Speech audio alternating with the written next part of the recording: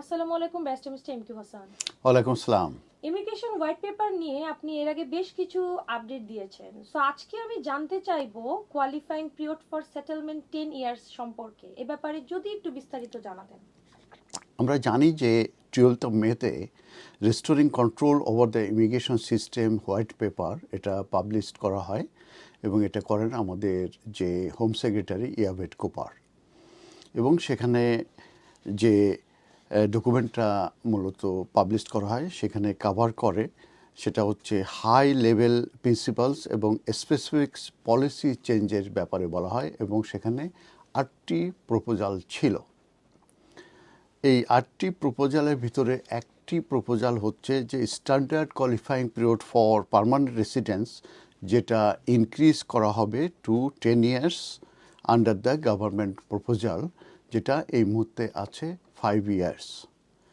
তখন থেকে কিন্তু বেশ আলোচনা সমালোচনা হচ্ছিল যে যারা অলরেডি ইউকেতে আছে এই ওয়ার্ক ভিসায়, এই তাদের জন্য কি এই যে স্ট্যান্ডার্ড কোয়ালিফাইং পিরিয়ড যেটা ইনক্রিজ হবে সেটা অ্যাপ্লিকেবল হবে কি না, সেটার ব্যাপারে কিন্তু এই যে ইমিগ্রেশন হোয়াইট পেপার সেখানে কোনো কিছু ইন্ডিকেশন দেয়া হয় নাই। তো পরবর্তী আমরা পেপারে বিভিন্ন ধরনের মতামত দেখেছি, কিন্তু গভর্নমেন্ট থেকে এই ব্যাপারে আমরা কোনো কিছুই জানতে পারি না এ পর্যন্ত। তবে এটা আমরা জানি যে এই standard qualifying period for permanent resident কিংবা সেটেলমেন্ট এটা 5 ইয়ার্স থেকে 10 ইয়ার্স করা হবে এবং এটার উপরে একটা কনসালটেশন করা হবে এবং সেটা সম্ভবত এই বছরের শেষের দিকে, এবং সেই কনসালটেশনের বেসিসে মূলত তখন একটা ডিসিশন নেওয়া হবে যে এই 10 ইয়ার্স করার ব্যাপারে। এবং সেই ক্ষেত্রে হয়তো আমরা জানতে পাবো যে যারা অলরেডি ইউকেতে আছে সিন্স 2020 থেকে ওয়ার্ক ভিসায়, তাদের ক্ষেত্রে এটা অ্যাপ্লিকেবল হবে কি না। তো ইতিমধ্যে আমরা দেখেছি সেই মে মাসের পরের থেকে ইউকে পার্লামেন্ট, গভর্নমেন্ট অ্যান্ড পার্লামেন্টে এই পিটিশন করা হয়েছে এবং সেই পিটিশনের যে ক্যাপশন সেটা হচ্ছে প্রোটেক্ট লিগ্যাল মাইগ্রেন্টস, এবং সেখানে বলা হয়েছে যে don't implement the 10 year ILR proposal. এবং সেখানে এটাও বলা হয়েছে যে গভর্নমেন্টকে এই প্ল্যানটি স্ক্রাপ করার কথা বলা হয়েছে, যেটা মূলত 5 ইয়ার্স থেকে 10 ইয়ার্স এই স্ট্যান্ডার্ড কোয়ালিফাইং পিরিয়ড পর সেটেলমেন্ট করার প্রস্তাবনা আনা হয়েছে।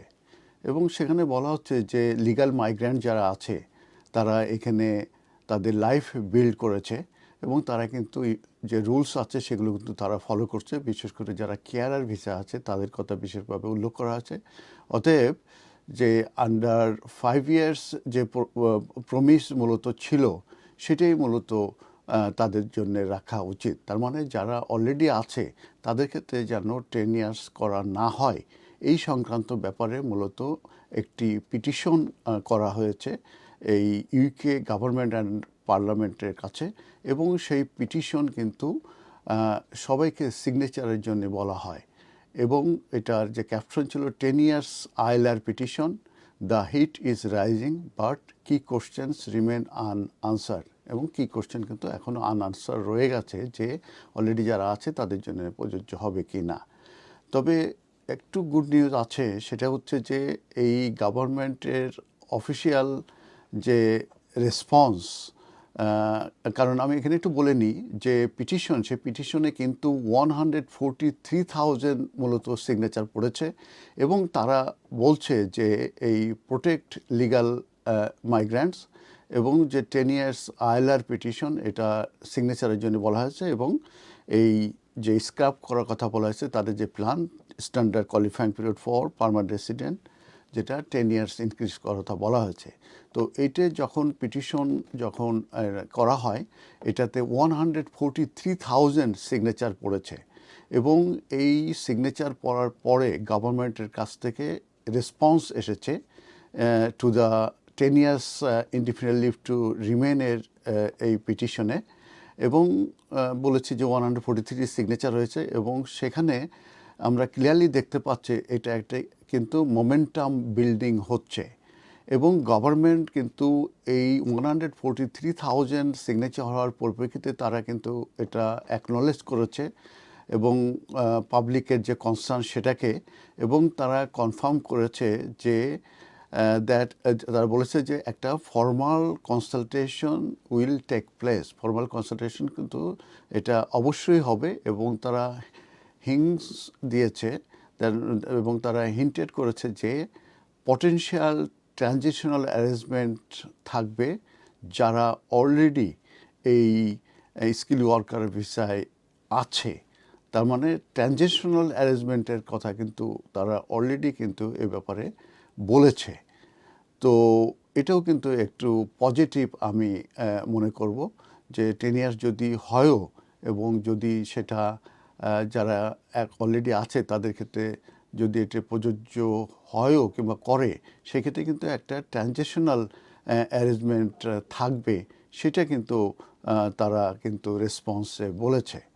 এবং এই সিগন্যালটাকে কিন্তু আমরা ওয়েলকাম জানাই। কিন্তু এখনও কিন্তু যে কোশ্চেন যে এটা কি 2020 থেকে যারা আছে এই ওয়ার্ক ভিসায় তাদের ক্ষেত্রে এটা অ্যাপ্লিকেবল হবে কিনা, সেই কোশ্চেন কিন্তু এখনও আনরিজলভড রয়ে গেছে। তো গভর্নমেন্টের এই যে রেসপন্স, এটা সাজেস্ট করে যে তারা মূলত শুনতে রাজি, উইলিং টু লিসেন, তারা শুনতে রাজি। তবে এটা এখনও শর্ট অফ অফারিং সার্টেন, এখনও কিন্তু এটা সার্টেনিটি কিন্তু আমাদেরকে দিচ্ছে না যারা আমরা কনসাস আছে, লয়ার কিংবা যারা অলরেডি এই ওয়ার্ক ভিসায় আছে।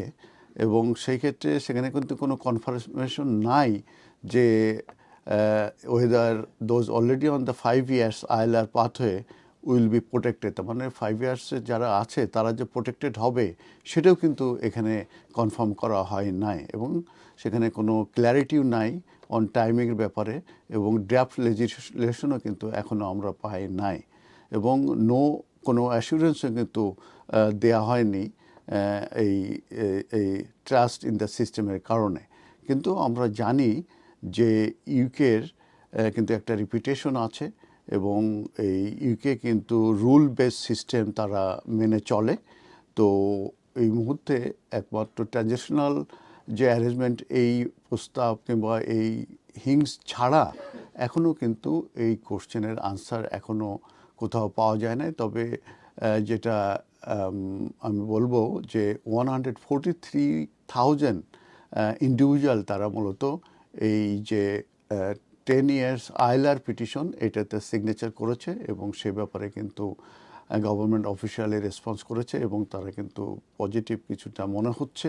কিন্তু এখনও কিন্তু আনসার ইয়েস অর নো সে ব্যাপারে কোনো কিছু জানা যায়নি। অতএব কনসালটেশন হবে এন্ড অফ দিস ইয়ার, সেটা হওয়ার পরেই তারপরে তারা গভর্নমেন্ট থেকে সেটার উপরে ডিসিশন নেবে।